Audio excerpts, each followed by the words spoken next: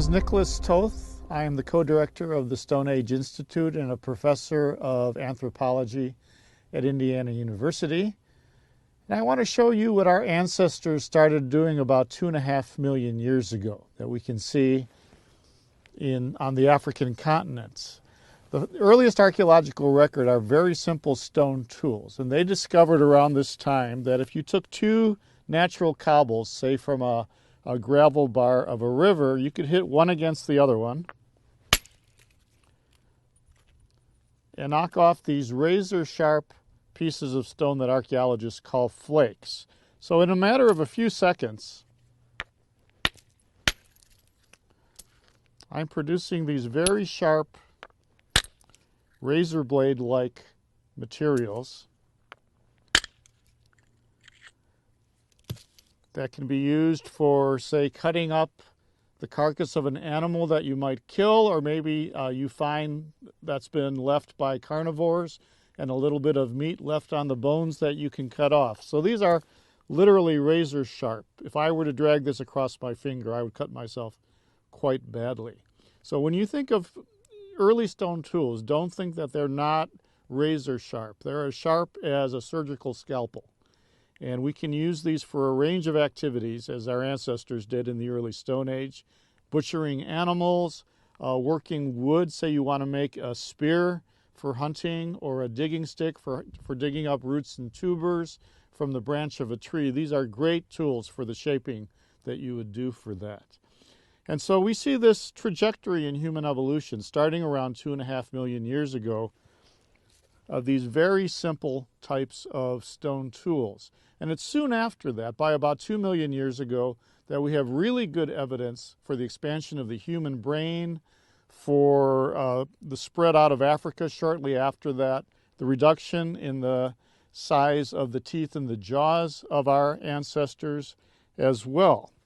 And starting about 1.5 million years ago, they started getting more ambitious and making forms that we call so-called hand axes. They were probably held in the hand and used as cutting tools. This would be one, it's a more refined one from perhaps about 0.5 million years ago or so, made out of flint.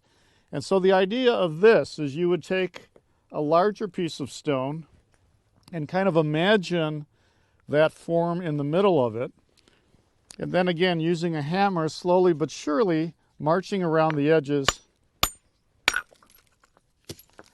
and knocking off flakes. So I'm using the scar of the flake that was just knocked off as a striking platform to go in the other direction. And the idea is you want to march all the way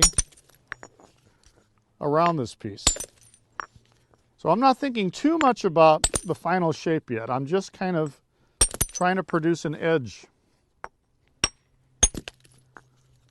around the circumference of this piece.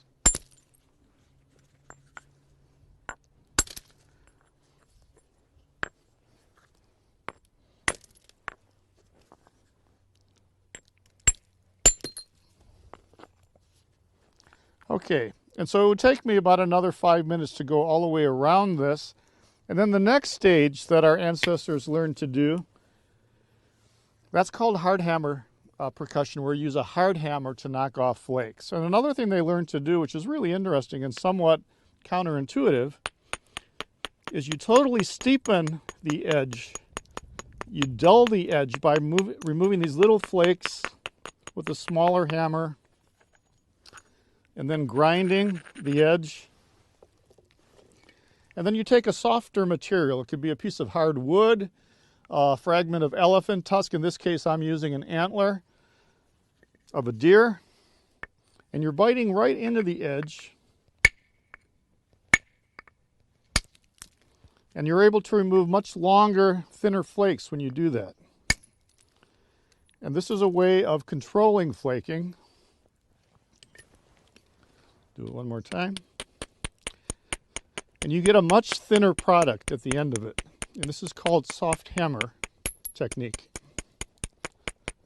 So I'm going to try to drive a flake off of this side by striking on this side.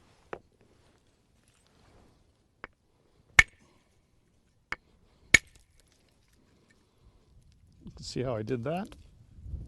And by doing that, going around, you can carefully shape the edge, thin it, and make a superb butchery tool.